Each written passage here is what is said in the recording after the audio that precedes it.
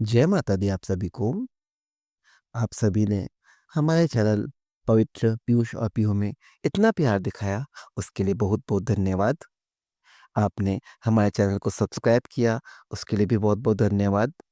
आज के वीडियो में हम लोग बिहार और उत्तर प्रदेश के सुप्रसिद्ध त्योहार छठ पूजा के व्रत की कथा सुनेंगे।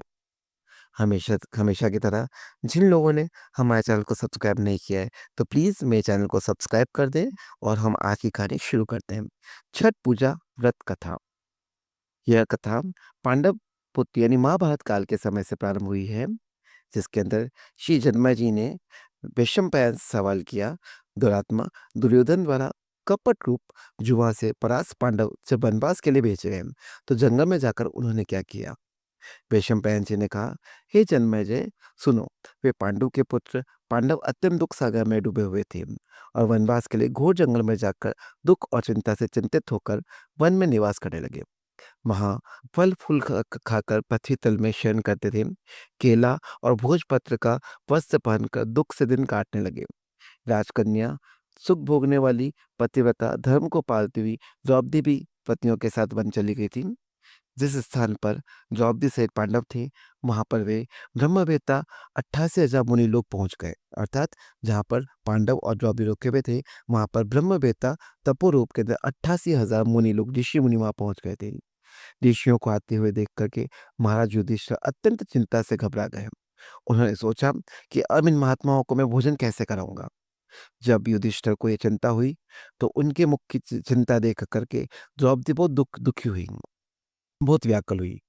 उस समय द्रौपदी निज पुरोहित महाराज धौम्य को पवित्र आसन पर बैठाया और प्रदक्षिणा पूर्वक नमस्कार करके आंखों में आंसू भरकर कुल धर्म रक्षक द्रौपदी प्रेम पूर्वक गदगद वचन से बोली, हे महामुनि, हे महाभाग, इन दुखित पांडु पुत्रों को देखो। हे स्वामिन, इन लोगों को दुख को देख करके क्या आपका हृदय दुखी नहीं हो रहा?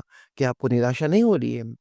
आप मुझे कोई ऐसा व्रत बताइए जिससे इनका कलेश कम हो जाए, जिससे इनको दुख कम हो जाए, और थोड़े ही उपाय के अंदर ऐसा व्रत हो जिससे इनके सारे के सारे कष्ट दूर हो जाए, इनको इनकी खोई हुई लक्ष्मी राजलक्ष्मी वापस प्राप्त हो जाए, और जो ब्राह्मण हमारे यहाँ पर पधारे हैं, मैं उनको भोजन करवा सकूं, दूध पान करवा सकूं।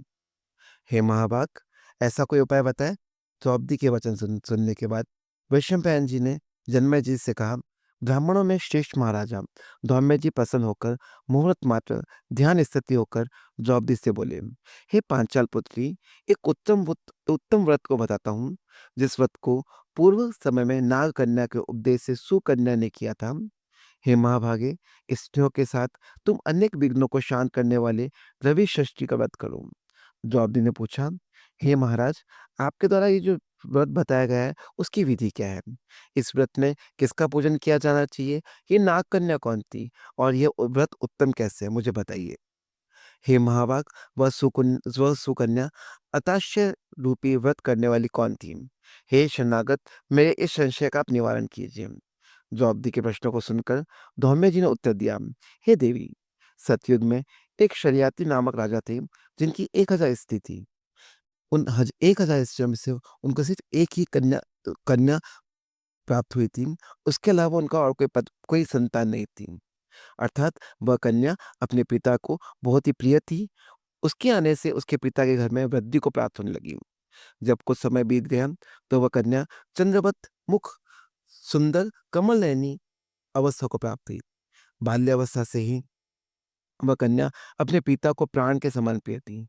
इस पृथ्वी लोक के उसके सुदर्श दूसरी कोई कन्या नहीं थी। इसी के चलते उसका नाम सुकन्या पड़ गया। एक समय राजा शरियाती शिकार खेलने के लिए गए हुए थे। मंत्री, सेना, बड़े-बड़े योद्धा और पुरोहित को संग लेकर के घोर जंगल में चले गए। शिकार खेलने के निमित्त राजा को जंगल में रहते हुए 10 दिन हो गए। राजा शरियाती दिन में शिकार खेलने के बाद रात में आकर के स्त्रियों के साथ में क्रीड़ा करते और जंगल में निवास करते।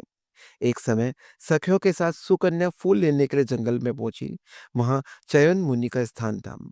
सुकन्या ने मुनि की देह में दीमक लगी देखकर क्या क्या देखती है कि मिट्टी के मध्य में मुनि के दोनों नेत्र जुगनू की तरह चमक रहे हैं।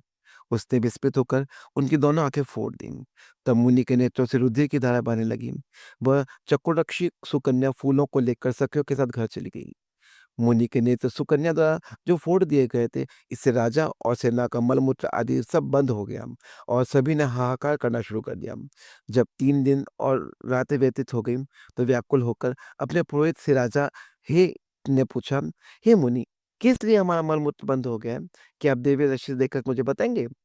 पुरोहित ने कहा, हे राजा, भाग्यवंशी नामक एक ऋषि इस वन में घोर तपस्या कर रहे हैं, जिनके शरीर में दीमक लगाकर मांस खा गए और हड्डी मात्र मिट्टी में लिपटी हुई है। हे राजन, आपकी कन्या ने अज्ञानतावश उन महाराज के दोनों नेत्रों को फोड़ डाला, जिनसे रुधिर बह रहा है। उन्हीं के क्रोध से कष्ट प्राप्त हुआ है।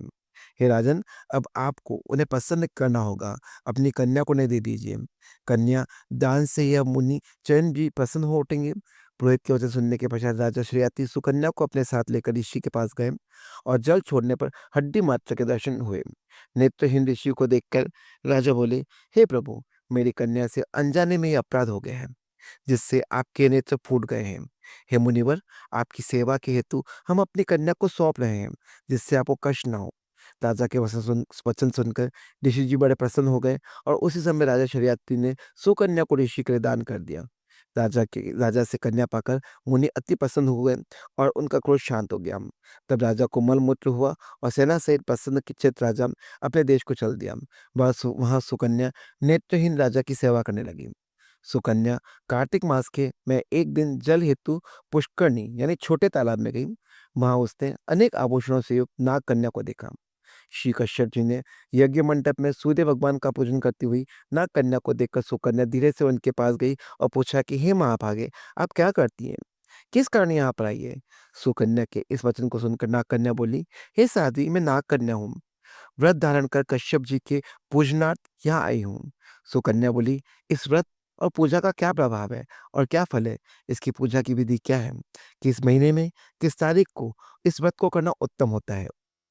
नागकन्या ने बताया, कार्तिक शुक्ल षष्ठी को सप्तमी युक्त होकर सर्व मनोरथ सिद्धि के लिए इस व्रत को किया जाता है। व्यक्ति को पंचमी के दिन नियम से व्रत को धारण करना चाहिए। शाम के वक्त में खीर का भोजन करके पृथ्वी पर सोना चाहिए। छठ के दिन व्रत रखे रहे। दिन में 4 रंगों से सुशोभित मंडप में सूर्य नारायण की पूजा करें और रात में जागरण करें। अनेक प्रकार के फल, पकवान आदि का नैवेद्य और सूर्य नारायण के प्रीति के लिए गीत वाद आदि से गा बजा कर उत्सव मनाना चाहिए। जब तक सूर्य नारायण के दर्शन न हो जाए, तब तक व्रत धारण किए रखना चाहिए। सुबह के समय सप्तमी को सूर्यनारायण के दर्शन करके अर्घ दे करके दूध, नारियल, कदली, पुष्प, चंदन से सूर्य के 12 नामों का उच्चारण करते हुए प्रत्येक नाम के दंडवत प्रणाम करते हुए अर्घ देना चाहिए। जगत के सविता, जगत के नेत्र, जगत के उत्पत्ति पालन, नाश के हेतु त्रिगुणी रूप, त्रिगुणात्मा ब्रह्मा विष्णु शिव रूप में सूर्यनारायण को नमस्कार है। इस प्रकार इस व्रत को करने से सूर्यनारायण महाघोर कष्ट को दूर करके मनोवांछित फल देते हैं। हे सुरवते, मैंने ये रवि शिवत तुमसे कहा है। इस सौम्य जी ने कहा, हे देवी, हे द्रौपदी, नाग कन्या के इस वचन को सुनने के बाद सुकन्या ने इस उत्तम व्रत को किया। इसी व्रत के प्रभाव से चयन महाराज के नेत्र पुनः पुनर्व्रत हो गए, ऋषि होकर सुख भोगने लग गए। इससे पांचाली नंदिनी, तुम भी इस उत्तम व्रत को करके देखो। इस व्रत के प्रभाव से तुम्हारे पति पुनः राजलक्ष्मी को पाएंगे और निसंदेह तुम्हारा कल्याण अवश्य होगा। द्रौपदी ने धौम्य महाराज की आज्ञा से इस यथाविधि व्रत किया, तो युधिष्ठिर जी ने अतिथि रूप से में आए हुए ब्राह्मणों को भोजन देकर प्रणाम किया।